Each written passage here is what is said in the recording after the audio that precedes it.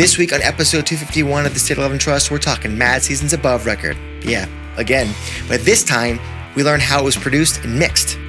Producer Brett Eliason and engineer Sony Felberg tell us how in the world you mic Barrett Martin's drums. That time Layne Staley sat on Brett's dog. What? And the lasting impression those sessions had on them. All that, much more. Next. Hey, I'm Mike McCready from Pearl Jam. Hey kids, this is Mark Arm from Mudhoney. I'm Kevin Martin from Candlebox. Hi, I'm Dave Cruzen. I'm Tim Montana. Hey, I'm James Joseph from James and the Cold Gun. I am Matt Vaughn from Easy Street Records. This is Richard Stuverud. And this is the State of Love and Trust. The State of Love and Trust. The State of Love and Trust. Don't forget to rate, review, subscribe to the podcast wherever you listen. Feed that algorithm.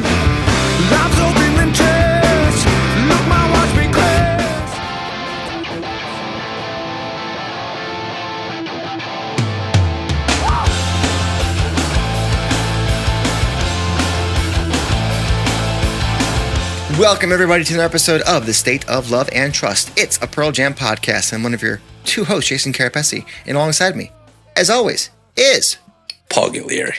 Oh, we're back, baby. It's a two-parter, Sure. Paul. It's a two-parter. Two-parter. This is part D. Part deux. What was that? Hot Shots Part Deux? That was a good movie, right?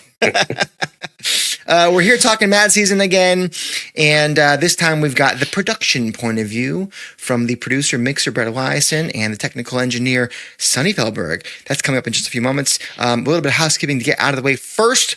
First of all, if you're watching on YouTube or on Spotify, but mainly YouTube, like the video, subscribe to the channel, bell for notifications. That helps. I don't know why I'm pointing at the microphone. If you are listening only and not watching me point at my microphone like a crazy person, Paul, what are they doing? Well, hopefully they're rating, they're reviewing, they're subscribing on their preferred podcast platform of choice. Feed that algorithm the way they feed music into Brett's board. Love it, love it. Very clean board. You'll see why. Actually, maybe you won't. Maybe that was after we stopped recording. I don't know. Fun. If you are a fan of this ridiculous show, we have a couple ways to help keep this thing alive. One of those is Patreon, a great community over there. Get in the Discord, great chats, great games, all that great stuff. We love our community over there. We also sell shirts like this guy, the Pod Shop, great stuff over there. You can buy this guy too. And if you do, we say thank you. Oh, look at this. I got a koozie. For my next beer. So thank you in advance. If you want to support a cause greater than us. Much greater. This month, Paul. This is a nonprofit, a foundation that is near and dear to last week's guest's heart, and that is the Crohn's and Colitis Foundation. You're seeing B-roll, you're seeing a QR code right now. If you're watching, scan that bad boy. Please and donate some money to that wonderful foundation. They are going to get rid of all of these IBD issues that people are dealing with, like Crohn's disease and ulcerative colitis. So help them out, help a brother out, help a sister out. And $5 or more donated gets the sticker and pin pack. You get the stickers. You get the stickers. You get the stickers. People, he has to pick them up after he throws them. He does it for you. He does it for you. The funsies. He does it for you. Paul, we started the month talking about this, and we always say there's a prize if you donate the most money, and we said it was this. And then last week we said, you know what? We got a better idea. We'll hold on to this. Yeah. The prize this time, now, after talking to one Mike McCready last week, is a Mike McCready signed above. Are you kidding? Mad Season LP, the new remastered one that's coming out like now or next week or something like that. Or maybe it was last week. I don't even know what time it is. But you'll get that if you donate the most. It doesn't matter money. when it was, because that is a timeless gift. Yes. So get in the bio, get in the description, wherever you see the link to donate, do that. Donate a lot, and maybe that record could be yours. I got nothing else to say except for let's talk about how Mad Seasons Above came together sonically through Sony Felberg and Brett Eliason.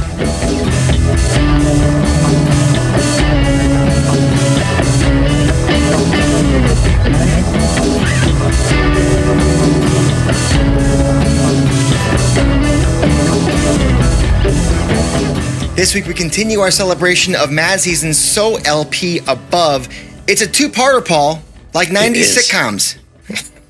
And much like a good 90s sitcom, Above makes us feel all the emotions. And last week, Mike McCready described how the songs were composed. This week, we learn how the album was recorded by the two gentlemen who dialed it all in.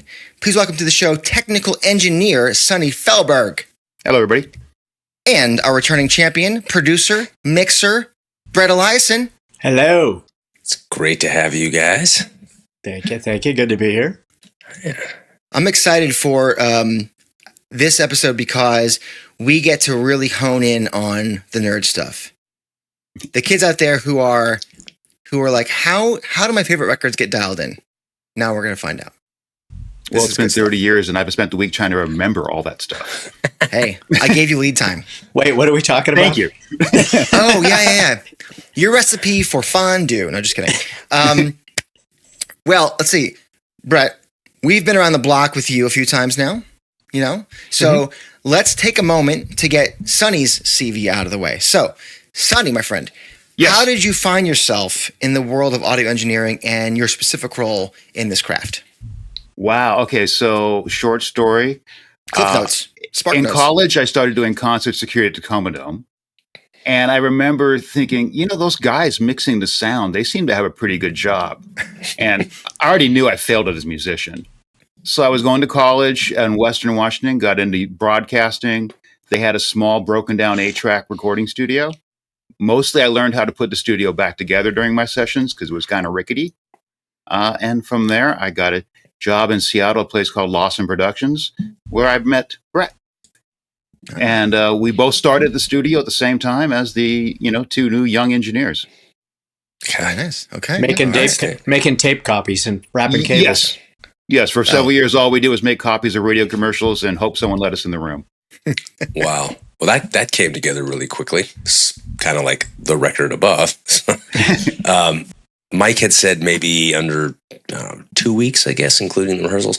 Did the speed, when you look back at this, did the speed of the record coming together, did that inform the production style or vice versa? It absolutely did, from the standpoint that they had done 2 or 3 live shows, and that's kind of where they started to, there was a couple of rehearsals prior to it. They came up with a few song ideas, but a lot of that was just jams on stage live.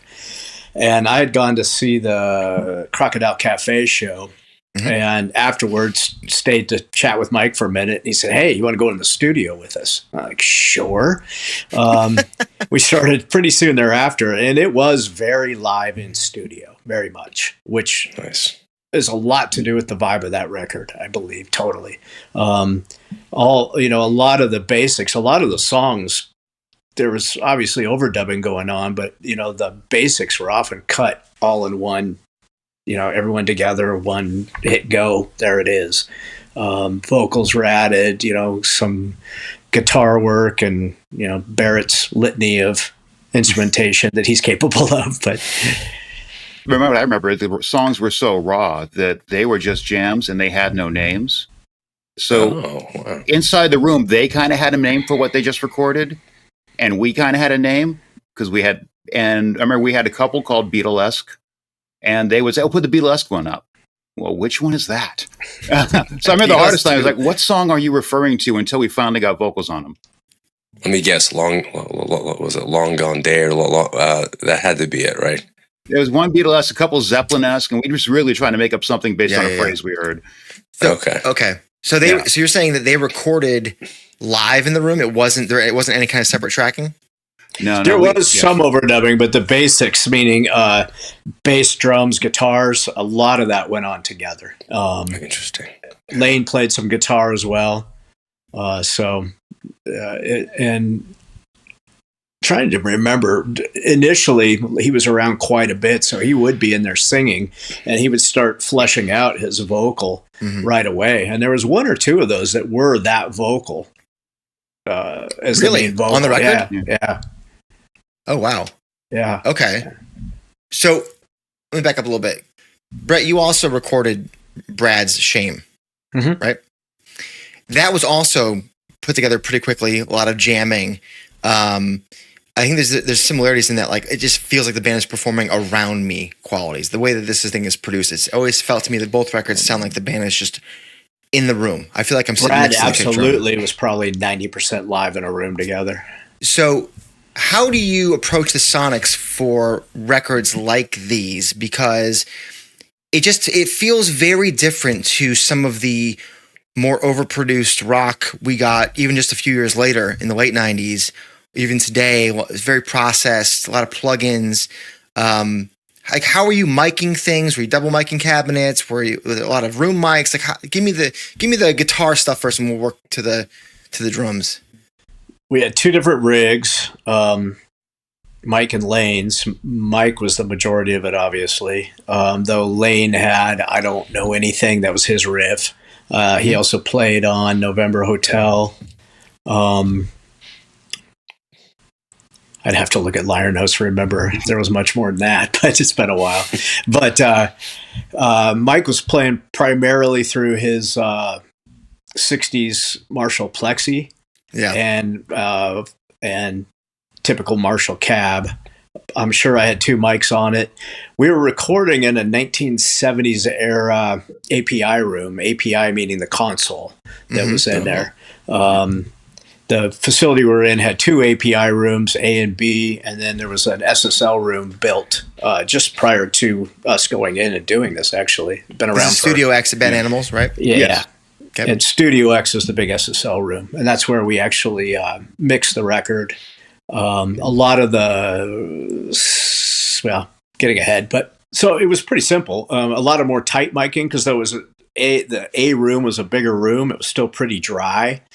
We put plywood down under the drums to try to get a little more resonance out of it. Interesting.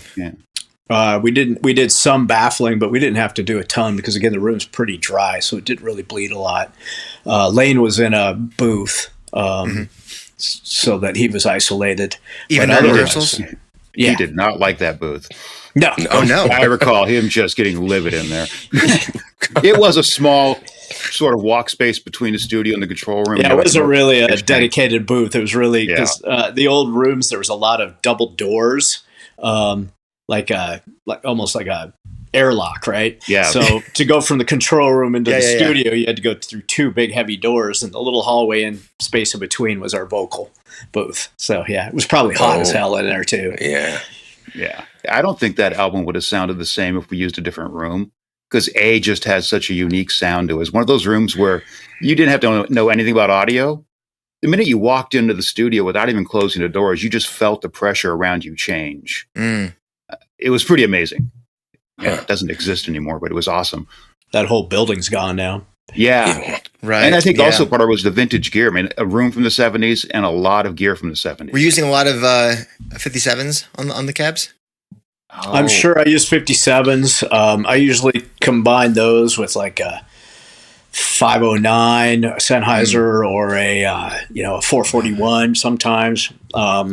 I remember a lot of 441s. Yeah, I'm sure we had 57, 441 probably on the cab, and probably some kind of a condenser distant mic on it too, to give a little bit of air and distance. Okay.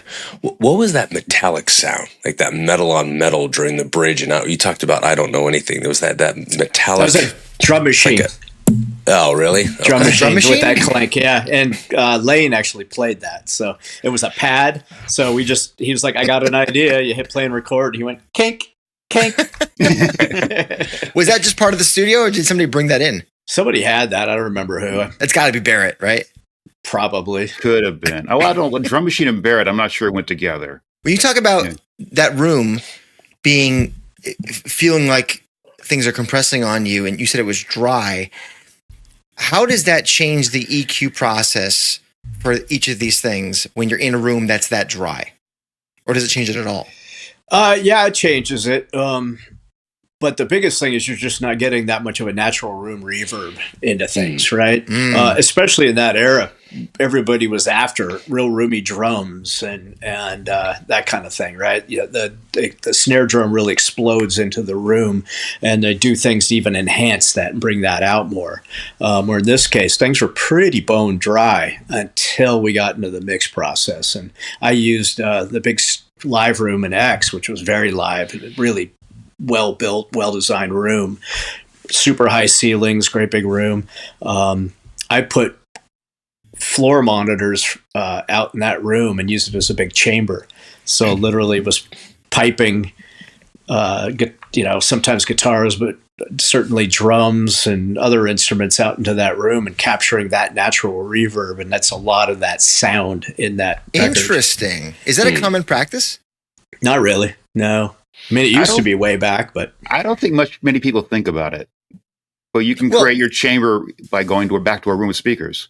Well, you don't have, I assume that you did not have a ton of, there's no plugins back then. So like you had to figure shit out. Yeah. And so we had a lot of rack mount reverbs, right? There was no reverb. It just existed in racks. That studio also had real plate reverbs. Really? So I'm talking 8 foot long by 4 foot tall by a foot and a half thick plywood vault box, and inside of it was the real plates and mics that pick up the reverb inside. You're kind of forced to be creative. What's that saying? Necessity is the mother of all invention. Yeah. There you go. That's those plate reverbs just have that beautiful natural full sound that you can't get out of a processing unit. I have a slightly more modern version of that, but those were 140s. I have a 240, which is a clamshell. It's smaller, but I got that out of the BBC when they were shutting down rooms. So. Oh, that's cool. Really? Like executive, not executive, estate sale type of thing? Yeah. I was buying some EQs off a guy, and he mentioned that they were selling stuff, and he mentioned that they had one of those, and I was like, yeah. It made the trip over, which is shocking, but it did. Amazing. Sony, you came from that like Dave Rat school of audio, as it were. Dave came later in my life. Oh, okay. I was started the studio world. There was a point in time, I think mid '90s, the studio work started going downhill. There was too many engineers and not enough work. So I think one of the Pearl Jam guys, like, we're going on the road, we can use some extra help. You know how to do a stage, don't you? And my only response was, sure. And I figured mics and cables, how hard could it be? And I remember my first night on stage, I was useless. The second night, I was able to do it. Okay, a quick learner. So this is after the record? Oh, yeah. That was before. It wasn't until, I think probably 96, I didn't go on tour till then. Okay. Yeah, and I was out for about 2 years. Wow, really? That entire tour? Yeah, so I spent about 2 years off and on the road. What do you make of a live Pearl Jam show as somebody who's learning on the job? Oh, it's amazing. I mean, I've obviously seen them before, but there's just this nonstop energy. Yeah. You're working, and, I know how to work around them because I've been working for years in studio. It was a comfortable move to make because I knew everybody in the band and the crew. So just trying to figure out how this wiring works. Right. Yeah. Well, it's interesting because, a Mad Season show looks a little bit different. Obviously, you go back to that Live at the Moore concert. You can see Mike playing through like the Marshall Plexi with the 4x12 caps. And Layne had what looked like I guess it's a Mesa Boogie single rectifier combo. I think that's what it was. That was probably right, yeah. Is that what you guys used in the studio as well? Or, was Baker's rig the same too, or a little bit different? It was, yeah. No, it was very similar. Baker had started playing, what were those basses? Ooh. They're great sounding, and they're still around to today. Beautifully even, all up and down the fretboard between the low and high strings. Nothing really jumped out. I'd have to look up when he was playing. He had gotten, after that, I think he got an endorsement deal out of that. But really? Mm-hmm. He, obviously, what you're hearing after you guys put all the magic into it is a very luscious tone, if I may. It starts the record off, right? It sounds full, it's thick, it's pulsing. I always find recording in my younger days of trying to record stuff in my, little room, whatever, I always found that bass was hard to get to sound like what you hear on records. Like what is it about recording a bass and a bass amp that you have to do to dial it like that and get that Baker sound? A lot of it is more mid-range than you expect because you need it to cut through even smaller speakers, and the really deep stuff's not going to do that. But Baker did like a big, round, full, heavy sound. That was his thing. He was a blues guy in the Chicago area for a bunch of years. Makes sense given the tone of the record. Yeah. And, from there, it's just a matter of, it helps a ton to have a great instrument, a great player, great amps, that kind of thing. So many people will come into the studio the first time and their gear just doesn't sound that great. Their guitars aren't that great, especially with bass. You can get, like I was talking about, you can get these big holes in their tonality. The low E might jump out way more than, something else up the row. So does that require a compressor more than the guitar? Well, no, a proper guitar is first and foremost, right? And of course, a musician that can play things real consistently. That's a thing. So not me. Or me. Compression can help that kind of thing, but it doesn't really help frequencies that are poking out, right? You can that evens out your amplitude or your volume. It does not even out your frequency range. Now, what about Barrett's drums, though?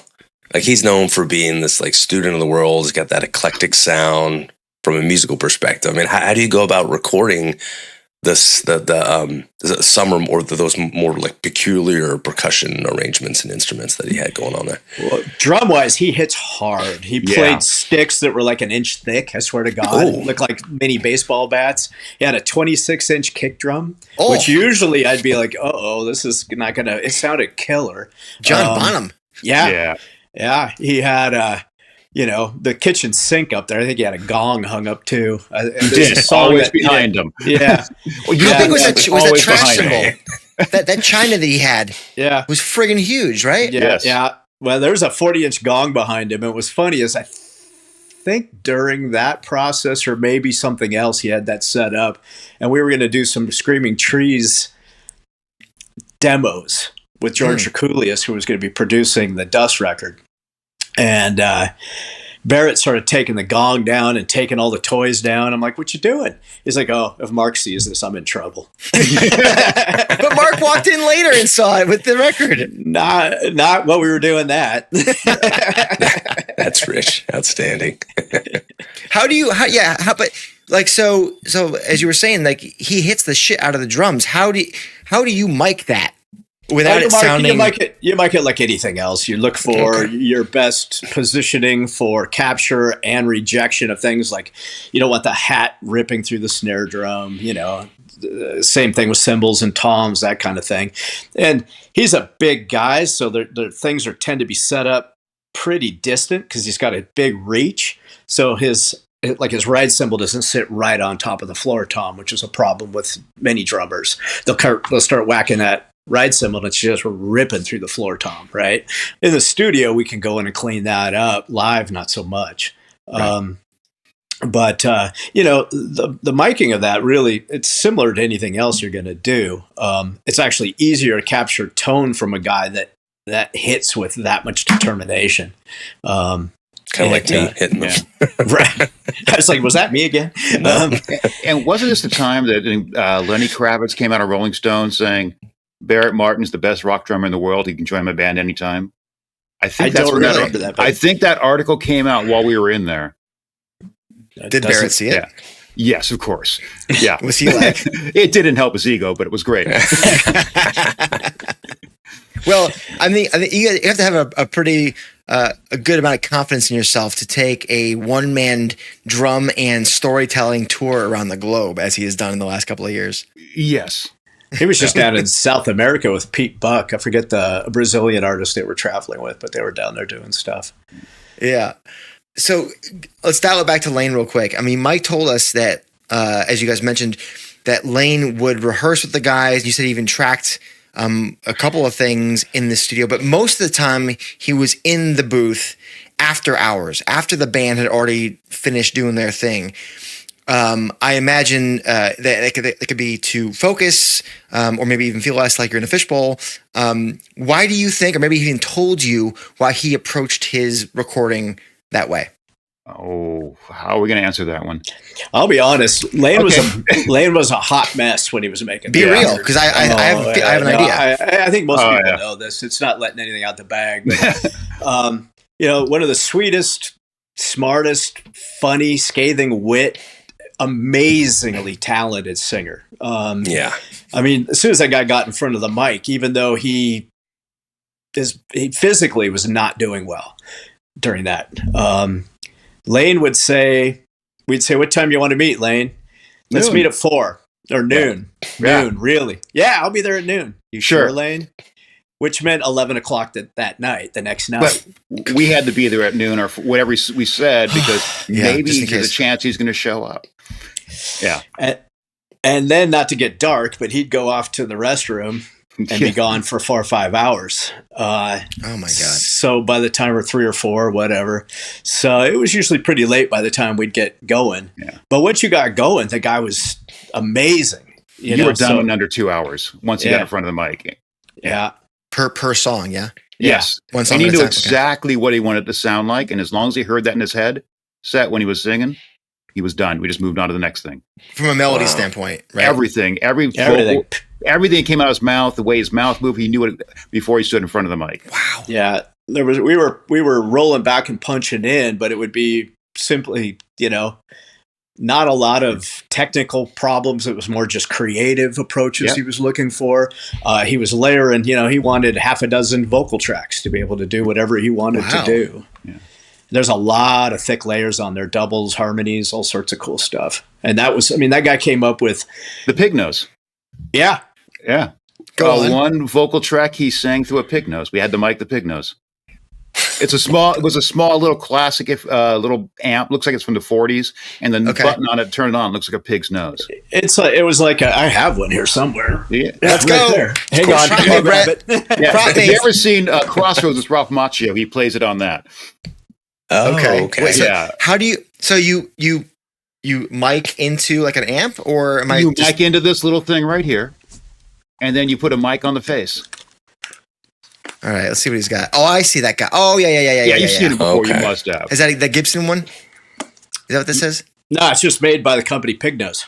Yeah. Oh shit. Okay. Been around forever. It might even have been this one because I had bought that when you wanted to do distorted vocals, distorted drums, and if you bust your drum kit into that thing, it had that great. What was he like? Listening to Frampton Comes Alive on the way to the studio or something? You never know. Yeah. What would you use to mic him? What was your go-to vocal mic? Neumann M49 tube. Yeah, beautiful microphone. You just threw that in front of him; it sounded stellar. Yeah. So you wouldn't double mic? I don't think we ever doubled mic to vocal, have we? No. Yeah. No. And that would be kind of odd. The only place you'll ever really see two mics on a singer is typically the old days when they didn't have splitters, meaning a device that took one mic and set it off to like monitors, front of house, recording, that kind of thing. Mm-hmm. So you see the early, the late 60s, early 70s live recordings, you'll see two mics on them. And simply because they didn't have the technology to split I was thinking to the Get It Back documentary. Oh yeah, I remember seeing it there. That's why I asked. Yeah, and there's a ton of reverb on him on the record. Yeah. Is that using those plates that you're talking about? Yes, there's a lot of plates on him. Yeah, totally. Yeah. Whoa, what a sound! Yeah, it's either plate or the room chamber you created. Yeah, there was some of that, but most of that was plate on Layne. Yeah. Baker, when you first heard the mixes I was doing, because I was pretty much left alone with the guys coming in and out a little bit while I was doing that. And we were still doing a little bit of overdubbing throughout that too. But Baker came in and he heard it all affected up, and he was so used to hearing the super tight version from the recordings, right? So the rough mixes and stuff over there. And he didn't really dig it, but Layne walked in and was like, nope, that's perfect. So that was that. That was it done. Yeah. Yeah. But the album started sounding that good. The minute we hit record, the basic tracks were full. I mean, it's not like we had to make and put in that roundness. It comes with that room, and I think the vintage gear and the nice mics that we had. And the players. I mean, yes, and they were at that time. Mike, I think, was playing solidly almost every day for 6 months. I mean, he was ready to go. Yeah. Yeah. Well, I mean, this record's been associated with the, sadly, far too soon passing of these significant figures, Baker, Layne, and eventually Chris after he reformed with Mad Season and the Symphony. And then since then, obviously, Mark has passed as well. Have you guys listened to this record much though? Like, we don't know how close you were with all of them, but there's just so many clouds that seem to be hovering over the album. Is it a challenging listen for you when you take that context with it? It breaks my heart.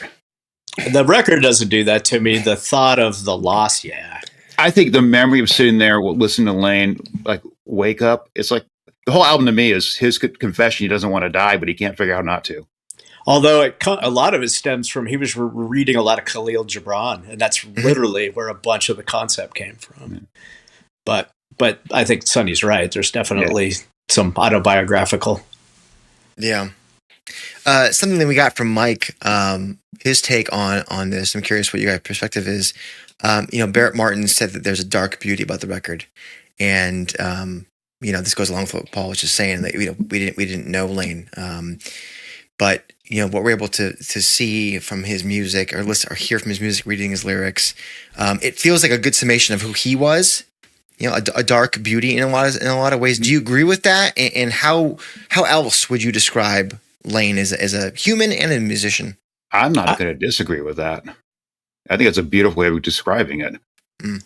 I don't know that I ever saw Layne as a dark person. He lived a dark life. He made some choices that weren't healthy for him.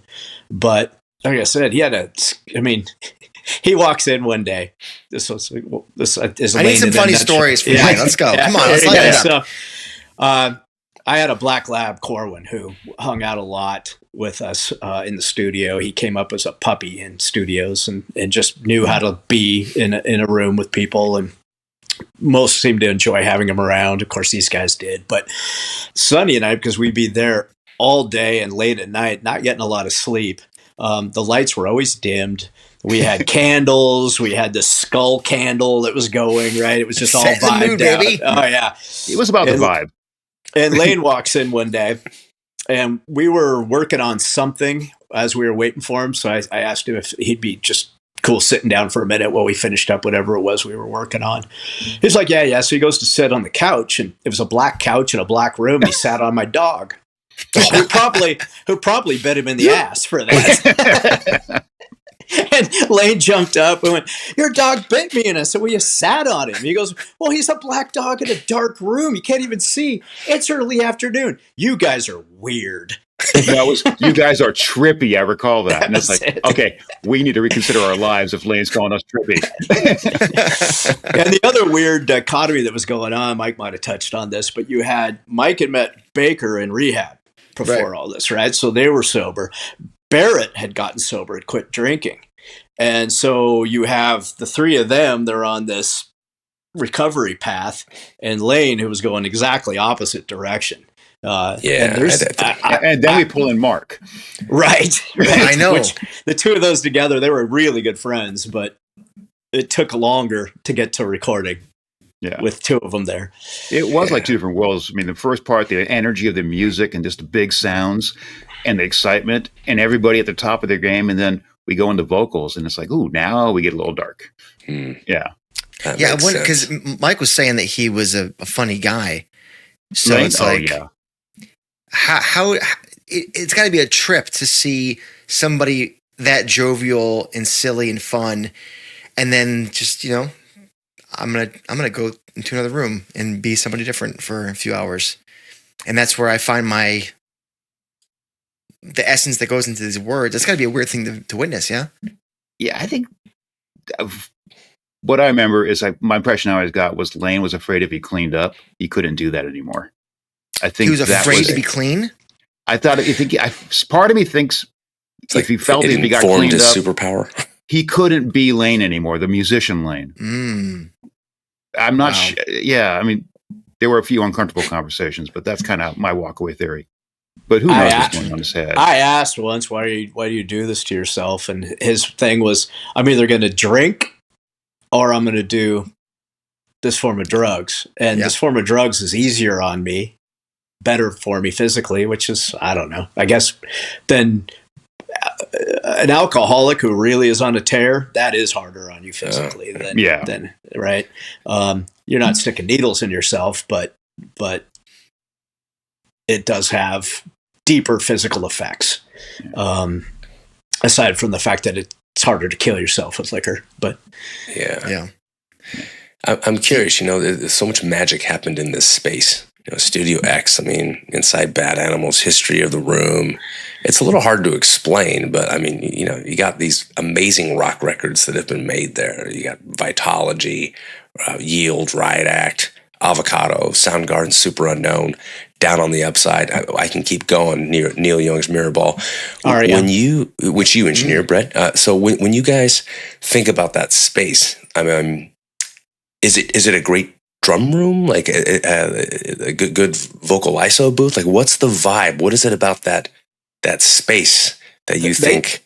They spent Ann and Nancy Wilson from Heart and Steve Lawson spent $2 million building that room. I forget the name of the architects, that they were true studio design architects. The control room was huge, spacious, had a great vibe to it, and it sounded great. And then you have this giant live room that you could do just about anything with. There's enough space to set up any symphony in. Yeah, they'd put 60-piece symphonies in there. Yeah. Wow. It was full, but they do it. And then there was a smaller ISO booth off to control room right, and off to control room left was a larger one that you could set. There was a piano in there, so even with the piano, there was plenty of room to have guitar rigs or vocals or anything else you wanted. It had a SSL G series console, which is a nice desk, but that studio was originally owned by, it was part of K. Smith Studios, and so those two API rooms, those were the music rooms for that facility. And Steve Lawson took that over. Originally, Studio X was just a big sound stage where they would shoot commercials and stuff in there. But as a studio, we had no idea to do with the sound stage. Yeah, so new studio. Yeah, and it had really nice lounge in the back. There was a couple of bathrooms with showers. I mean, it was designed for people who were locking themselves in and making a record for a long time. Really comfortable. It was very plush. Just very intentional, purposeful design. That was Matt Cameron's favorite drum room. Oh, really? Yeah. Okay. And do you remember why they moved down the way and tore it down? Just real estate. The studio was worth more as a real estate than it was as a studio. From what I heard, they got a very good deal out of it. And the fact is, the large studios are going the way of the dodo. Right. There's a few down in like Los Angeles or Nashville that still supported by larger bands, by drum recording, because drums are hard to capture at a home studio, right? So but the rates came way down too. When you went from, I think book rate was $2,400 a day or something like that when they first opened it. Towards the end, they were getting lucky to get $800 a day. Ooh, that's a big drop off. Yeah. And you still have to employ quite a bit of staff to run the places. So. Yeah, and that's going in the opposite direction of inflation. So right. Yeah. Studios are a hard business, and they always have been. What other? We're talking to Mike about how it's kind of like lightning in the bottle situation, where it just, like I said, under 2 weeks to really rehearse. Was it that short? That's what he said. Okay, I'll believe him. He said it was even shorter than Temple of the Dog, which was just a couple of months. So when you look back at that session, those sessions, and I assume you guys worked in those rooms other times. Yeah. How do you compare those sessions with the other times? Well, that was probably one of my first real budget. I had done a few label records and I think I spent a month in Studio A with one of the first bigger projects I did. And then we took it down to Los Angeles to mix. But that, I'm used to that sort of month to 6 week range was pretty typical for things that I was involved with. for a full length record. It went really fast. Now, we spent 2 weeks doing the majority of it, but we were over in X for a solid, I'm pretty sure, about a month to mix and still overdub and things. There was still stuff going on over there. So, what was the most overdubbed? Solos, vocals, drum machines? Was it vocals? Well, I mean, I was still recording Layne and Mark and X. Okay. But we were doing a lot of, Barrett. You had marimba, you had xylophone, you had bowed bass, cello, you had all sorts of percussion. Scarrett came in with the saxophone. Scarrett came in and played and did some beautiful stuff. So that kind of stuff was still going on. Why was it so magical? Was it the guys? Was it just the time? Was it? It was. It's just that confluence of personalities and events that are so rare. You know, you had 4 people that were super psyched to be doing this together, and just out of nowhere conjured up this music that's just amazing. It was the right time and place. Yeah, everybody got along wonderfully. We're super creative together. We're just excited to be there. I mean, it was electric when every time those guys went out and cut something new. It was electric. It really was. It just, I mean, you knew you were part of something really cool from minute one. Did you ever get a sense, like Alice in Chains, was a thing. Pearl Jam was a thing. Screaming Trees, all these bands kind of had their own, slices of the sphere, if you will. You're watching this unfold. Did you ever have this moment where you were thinking, this is really good, and this could also be a thing? You know what I mean? Like, how are they? I think from note one, yeah. Yeah. You get those the dog ears, like, this is really good. Like, you're plugging in things and just quick fader, like, holy shit, I can sense something is happening here, like, immediately. More than that, more like a pallet of freaking bricks got dropped on you. I mean, it wasn't subtle. It was not subtle. It was, and it's funny because, I continued to produce for a while, but after a bit, I was like, I'm not enjoying this. Why not? Well, because it wasn't like, not everything is like this, right? And it can't be. It never is. Right. But one of the first most real successful record I ever did was Above. And to have that experience with that group of players, with that music, how much respect I was given throughout it, and freedom to do what I do. Feel like you really had an amazing role with these individuals that were all, becoming legends at this point, and then you start with a young band and you're looking around going, nah. Why doesn't this sound the same? Yeah, exactly. Wait, here's a dumb question for you guys. I don't know why I hadn't thought of this. And forgive me, but why did they choose you guys? Why did they say, Brett, Sony, we want you guys to be the ones to make this thing? Well, we knew them for a very long time, I think. They knew Brendan and Brian for a long time? You could say it was the pig nose. We get it. Yeah, because at that point, we've been hanging out with them in studio and clubs for, 6 or 7 years? I'd been touring with them. You were working with them. You were touring, but like I said, Brendan and Brian had been doing Pearl Jam records. Like, I'm blanking on the gentleman who did the Chains records, but someone's going to yell at me in the comments. Just passed away. Okay. Yes. Oh, yes. Dave Jordan. Yes, Dave Jordan. Like, they could have chosen one of those 2 guys. Yeah. They chose you guys. I think because then they had the freedom to be who they were and what they wanted to do. Yeah, I think they wanted a lot of control over it as well, right? Not just somebody who says you get, somebody who's going to come in and put their stamp on it. You bring in a Brendan, and Brendan's going to do Brendan. Right. Yeah. Whereas, Layne, you want to sing through a pig nose? That's fine. And take time, Yeah. Brendan, he's a momentum guy. It's let's go.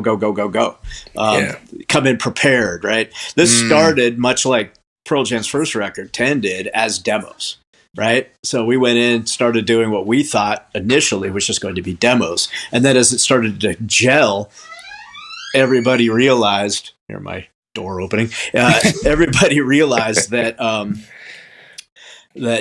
okay, this thing's actually becoming a record here, and that's when they started talking about what record label was going to do what, and et cetera, what management was going to handle this, and all the business aspect of it. Up until that point, it was just, let's just go in and see where this goes. How many days in did it get to that point? Like, oh, we need to, this is actually, God, we should. I think it was pretty close to that quick. couple of weeks. Yeah. But I think, we weren't done with basics yet, and they were still talking about, they started talking that. Really? Wow. Yeah. They knew. Yeah. I mean, it was pretty obvious. When you just push the faders up with what you've captured, it's sounding already like a record. Yeah. And it just sounds so. I'm glad that you said it was a lot live. And I mentioned Shame before, but like both of those records to me, it sounds like a band in a room, and it's them playing. It's not a bunch of bullshit. It's not separated out. It feels cohesive. You were mentioning modern production, and to give you, everything. There was no computers in the room back then, it's all tape still, right? Yeah. All the wizardry we were doing was with a razor blade, and exactly. And there was a couple of songs that had to be edited to fit because it was cut without Layne fully realizing how his vocal performance was going to go over it, how his vocal arrangement was going to go over it, so that he'd sing around what he was feeling, and then I take a razor blade and cut it down to a song, right? Take some of the fat out and make it feel more like verse chorus, that kind of thing. Yeah. There's a couple of those that got that treatment. But modern recording, and I'm sitting in front of my version of it here, but it's it's people playing to a grid inside Pro Tools, meaning when they're done, the drum kit gets quantized to whatever the tempo is, which when you think about a great drummer, I'll use Matt Cameron as an example. Matt, he might lay back in the verse a little bit. He's still on that beat, that click that's in his head, right? The tempo, the marker. But he might lay back a little bit and have that little more relaxed feel. And then coming into the chorus, he'll hit the gas and roll up on top of it or in front of it a little bit, right? Mm-hmm. That goes away in that form of production. Now, I know like Pearl Jam's last record, Andrew actually gridded to Matt's kit rather than the other way. So they built the grid to match what Matt had done. So then if they that way they could look at it and see if they needed to slide a guitar or a bass or anything else that might have not been quite lined up in the performance. Oh, wow. Did Barrett use a click? Yeah. Okay. I don't remember if it was in his ear though. He had that flashing on his. I don't think he had one in his ear. I think I don't think it was in his ear. He had a little lights thing that would go on the edge of his snare, would flash at the tempo. Yeah. Really? Yeah. And I think that's what he was using. I don't remember that we had one in his, and I don't remember ever battling any kind of click in headphones or anything either. So I feel like Abraziz told us that he had a click and that O'Brien would just turn that fucker up and would annoy the shit out of him, but that was on purpose to get him to play crazier. the tricks is amazing. Or Brendan thought he wasn't on the beat where Brendan wanted to hear. I was trying to drill it into his head, but yeah. Producing is managing people. Is it not? It's a very big part of it. Yeah. Mm-hmm. Yeah. I'm curious, were you guys involved in the recording sessions that yielded the dozen plus song ideas for that second record that never actually came to fruition? I was, yeah. No, I wasn't. The second album, I think I was off doing something else at the time. You might have moved on to your next career by that point. I might had. But yeah, we were doing that at a studio that was called London Bridge, Greenwood area. Course. Yeah. We were in the big room there, and Layne said he was going to be there. Yeah. Never did. Then they were pushing on Mark, and Mark, he was equally a hot mess. So we just had no singers. Part of what made that first one work is for some reason Layne really wanted to do it. There was something he wanted to do, I think, outside of Alice in Chains. And so he was driven. Because again, if Layne wasn't driven, it would have never gotten done. Man, Jerry did. He does so much of the writing. And he's brilliant that way. But even a lot of the lyrical content, everything for Alice in Chains was all Jerry. Right. I think this was an outlet for all these guys to be able to bring in song ideas, and they all did, right? The song Above, I remember Mark walking in, and he, of course, sang on that with Layne, and he looked at Barrett and said, "This is a great tune. Why didn't you bring it to the band?" And Barrett said, "I did. You passed on it." Calling him out. I love it. Yeah. That's amazing. Yeah. If you want some real fun, read Barrett's Zen Cowboy book, and then read Mark's last book back to back. Yeah. It's like two guys having a conversation, not hearing each other. Well, that's part of it too. But yeah, it's very true to both of them. Yeah. And imagine both of them trying to work together. I went out on the road with them on a tour, and when you were accepted by that group, they had your back, but full on brawls with security teams at venues, and it was just, I got a call by they were managed by Q Prime, and the gentleman who did their Tony DiCiaccio. I don't know if Tony's still there, but he oversaw the touring logistics. And I get a call from him one morning and says, "Is this Don King management?" I'm like, "Yeah, you're not funny." They were and they might still be the guys that managed Metallica. Yeah, they were. Yeah. Everything from Metallica to Madonna. Chili Peppers, I think too, maybe. Probably for a while. I think so. I don't know. Man. I haven't looked them up in a long time, so I have no idea. It was Peter and Cliff. Yep. Yeah. No One Sings Like You Anymore is the name of the posthumous Chris Cornell album. And it's also a lyric from a Soundgarden song, Black Hole Sun. Mm-hmm. And I would argue, guys, that no one engineers records like this anymore. I kind of said it a little bit before.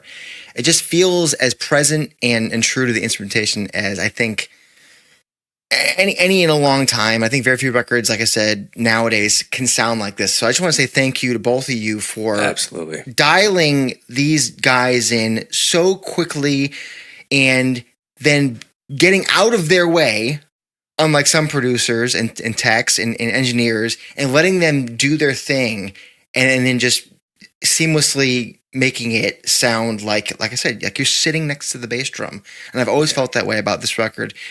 So Ed might have been waiting for Stevie, but we are very grateful for you guys waiting for Layne. So there was a lot of waiting, I recall. That was most of the 2 weeks. Yeah. Well, and the month after. Yeah. There was a lot of, that's what had to be done. Right. And at least when he finally show up, he was brilliant. You couldn't argue with that, So yeah. By the way, what did you guys do while you were waiting? There were some video games. There was little Sega Genesis. Wait, I don't remember. We didn't have that. There was over an X had the video games because I sat there with Sam for hours over there. But I don't think we had anything like that in A. But at that time too, we were still getting everything ready to move forward to the mix. So we had homework to do every day. All right. It wasn't just twiddling your thumbs and there's balls, paper football. Plus at that time, the studio was our home. We'd be there even if we weren't working. So it was our home studio. So it was kind of like being with your big group of friends. Only you had to stay in this little room for a while. Yeah, we were roommates back then too. So there was that. Yeah, we spent a lot of time together in the 90s. We're basically at the end of this conversation, but I have to ask, if you're roommates, there must have been something that each of you did. The other one was like, God fucking damn it, Brett. Just put the cap on the toothbrush. What is it? I remember we first moved in. I'm kind of clean and retentive about things going back where they belong. So that's kind of like, well, maybe he's a fucking slob. I just got to say that I learned quickly, I have never disinfected the garage floor. Brett Eliason, talk to me. Shots fired. There's a reason I hire housekeepers, because if I do it, my wife wants to cut my throat. No, he was bleaching the floor because he has to get on the floor to work on his car. And he doesn't want the floor to be dirty. So yeah, it turned out I was a slob. The point of working on the car is to get dirty. Nope. I don't know. Ask him. Have you ever seen someone vacuum shades, flip over their mattresses to vac the bottom? I'm crazy. Oh my God, Brett. It is that attention to detail that informs your mastery and wizardry. OCD, as some people call it, but you're right. It does. I guarantee that helps inform my creative approach for sure. Is that some dust on your desk back there? Don't get him started. No, it's not. He's got. Do you own shares of Swiffer? No. Okay. I have an endorsement deal, but I don't own shares. No one Swiffer's like you anymore. No. Sony Felberg. Yes. Thank you very much for joining us for the first time. Maiden Voyage. Did you have fun? Anytime. Thank you so much. Yeah, I was very nervous, but I felt I went okay. You're a natural. It's a pleasure. I'm not used to being on this side of the mic. Hey, much less that camera. Yeah, much less. We're gonna convince Dave Rat to come on one of these days, and we're gonna do tour stories and tour rigging and the whole shebang and get into the nitty gritty of that. So that would be fun. Maybe you can help me pressure him to come on the show. I know. I reached out to him and he said he was interested. I think he replied to me, but Dave, you replied to me through. I don't know why you'd be watching this or listening, but come on the show. Come on, man. He will hit him up again. Yeah, no, he's used to video blogging and all that kind of, because he does some sound stuff himself. But yeah, the man's brilliant when it comes to, you want to talk tech. And that's what I'm saying. Yeah, absolutely. Let's get wild. Yeah. Let our hair down. Talk about XLR cables. He's somebody who would stand in front of other PA designers and shame them. He's a brilliant man. Yeah. I need to understand how he built the under monitor system for the Dark Matter tour staging. I need to figure out how that works. So you guys got to pressure him for us. Come on the show. Brett, you're an old hat at this point. You've been on here 4 times? I think this is my 4th. Yeah, the next time you get a free sandwich. Ooh. Yeah. I get lunch and everything. You get a free bowl of soup with that hat. To check out what the show was like, I listened to the Pollution Radio podcast you guys did. Oh, cool. I was thinking about, I vaguely recall being there. Really? You were there? Well, Brett said people were coming in and out. Yeah. Sonny, you asked who was running the DJ stuff. So records, the interviews, the phone lines. That was that guy. Yeah, but listen to the shows like, I was there. That's right. I'm thinking I have very few images from that day in my brain. That could be a good thing or a bad thing. Same Black Lab. He had gotten so much food in the buffet area from everybody. He came up in the remote truck with me and threw up all over the floor. Damn it, Steve Turner. I don't know why I'm calling him out. Yeah, he was there. I'm sure he was guilty. It's okay. It wasn't our just one Dorito. Come here. Gentlemen, this has been a lot of fun, and we're going to figure out a way to bring you all back because stories are a good time. So, Sony Felberg, Brett Eliason, thank you for being here. Thanks so much for having us. Good to see you guys. Thank you very much. Likewise. Good to see you guys. It's a pleasure. Thanks, guys. Really enjoyed this.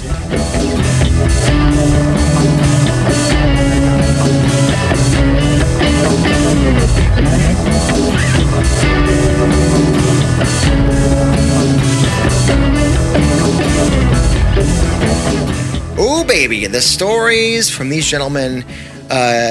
We talked about it. This is a complicated record. It is sad in a lot of ways. It is also beautiful in a lot of ways.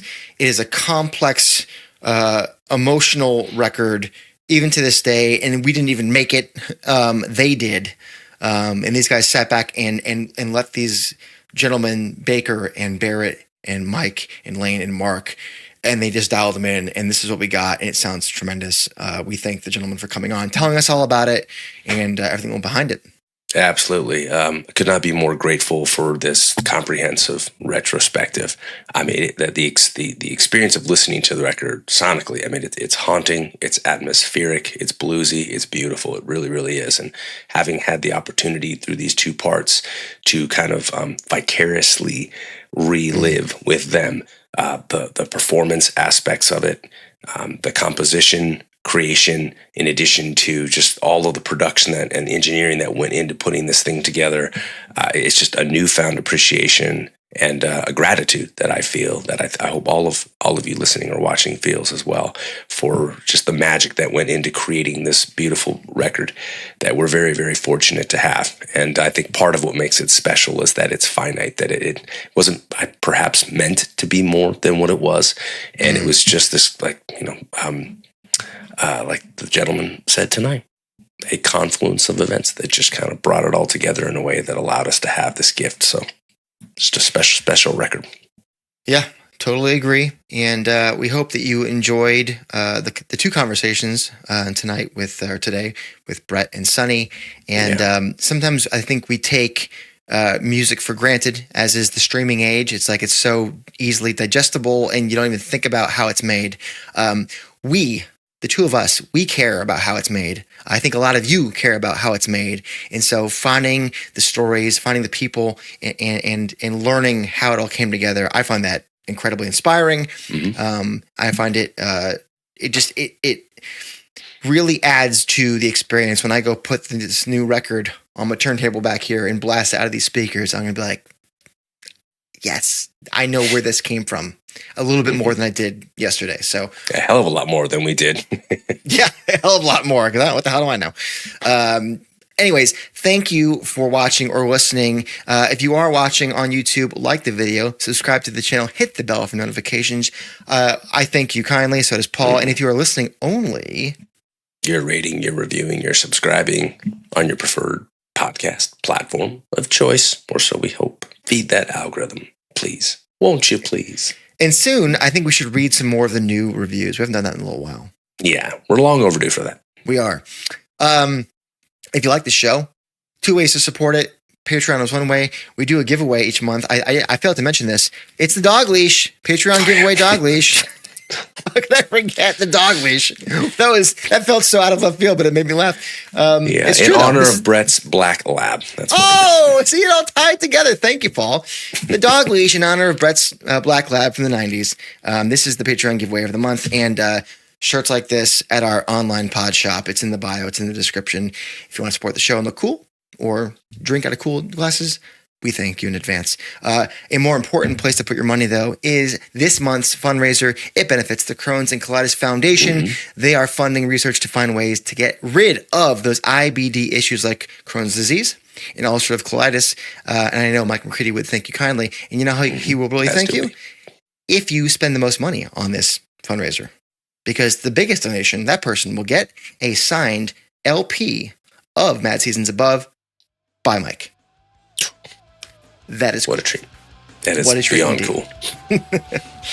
There it is, ladies and gents. We thank you again and again and again. We are into the second half of our 500 episode journey, I guess. I don't know. I'm making up numbers now. What an awesome way to kick this off, huh? Oh, so cool. Yeah. What a way. Stuff. Until then, you've been listening to or watching The State of Love and Trust.